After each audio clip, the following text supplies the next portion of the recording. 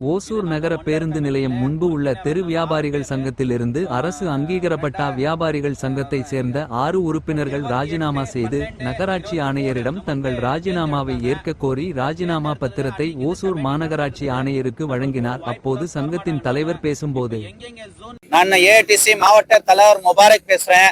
அதே மாதிரி இந்த ஸ்ட்ரீட் வெண்டர்ல நான் ஒரு நிர்வாகி. அதே மாதிரி 6 பேர் தேர்ந்தெடுத்தாங்க மாநகராட்சியில. சினேகா மேடம் ஐஏஎஸ் அவர் தான் தேர்ந்தெடுத்தது. அதுக்கு பின்னாடி ஸ்ரீகாந்த் கமிஷனர் சார் வந்தாரு. அவரெல்லாம் நம்மளுக்கு வியாபாரிகளுக்கு ஒத்துழைப்பிச்சாங்க. அதே மாதிரி பிரிட்ஜு கீழே ஒரு ஜூனா பண்ணி தராங்கன்னு சொன்னாங்க. இப்போ வந்த கமிஷனரு நம்மளுக்கு ஒன்றும் ஒத்துழைப்புக்கல. நாங்க ரிசைன் பண்றோம். அதே மாதிரி யார் ரிசைன் பண்றோம்னா காரணம் நம்ம அங்கே ஃப்ளோர் மார்க்கெட் இருக்குது எடுக்க வச்சுட்டாங்க. பிரிட்ஜு கீழே கொடுக்கணும் ஹைவேஸ்காரங்கன்றாங்க. ஹைவேஸ் நாங்க பேசிக்கிறோம்னா விடுறது இல்லைன்றாங்க. நம்மளுக்கு வாழ்வாதாரம் அதான் இருக்கிறது. இப்ப எங்கெங்க ஜோன் இருக்கோ அது பர்மனண்டா பண்ணி கொடுக்கணும். அதே மாதிரி நம்ம கமிஷனர் ஐயாக்கு போய் லெட்டர் கொடுத்தா கூட அவரு ஒரு போட்டோ பிடிக்கிறதுக்காக கொடுக்கல. நாங்க அதை இது பண்ணல.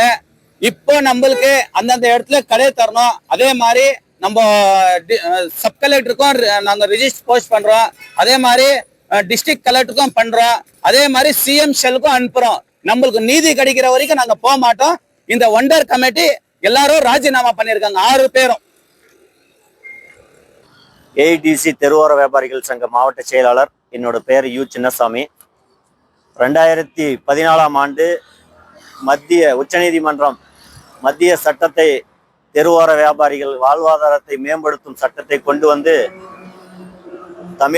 இந்தியா முழுவதும் தெருவோர வியாபாரிகளின் வாழ்வாதாரத்தை உயர்த்தும் வகையில் கொண்டு வந்தது.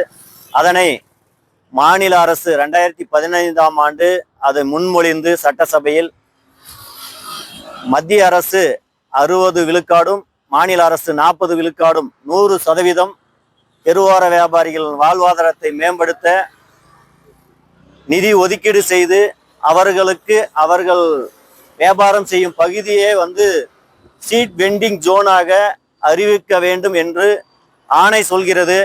அதனை முன்பு இருந்த ஆணையாளர் அவர்கள் இதனை ஏற்று வியாபாரிகளின் கோரிக்கையை ஏற்று அவர்களை அதே பகுதியில் வியாபாரம் செய்வதற்கும் அவர்களுக்கு தேவையான அடிப்படை வசதிகளும் செய்து கொடுத்தார்கள்.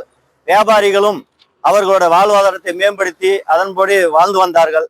ஆனால் இன்றைய வந்திருக்கும் ஆணையாளர் அவர்களை அப்புறப்படுத்தி போலீஸ் நெடுஞ்சாலைத்துறை மற்ற அதிகாரிகளை வைத்து அப்புறப்படுத்துவதும் கடந்த 3 மாத காலமாக அவர்களோட வாழ்வாதாரம் பாதிக்கப்பட்டு அவர்கள் வட்டிக்கு வாங்கிய பணத்தை கட்ட முடியாமல் அவர்கள் சிரமப்பட்டு வருகிறார்கள்.